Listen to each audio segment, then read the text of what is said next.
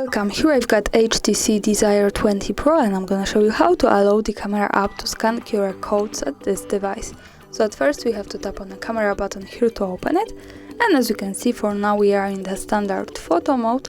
So let's change it because the HTC Desire 20 Pro device gives us the other mode only to scan QR codes. This is really cool here, and we can do it by tapping on this button here in the right corner. As you can see here, we have access to other modes of this camera, and at the center we have the QR codes. So when we tap on this, we can start scanning the QR codes easily by just putting them inside this square. So this is really cool here, and this is the easiest way to scan QR codes at this device, so you don't need any other app to do it. And that's all. Thanks for watching, subscribe my channel and leave the thumbs up.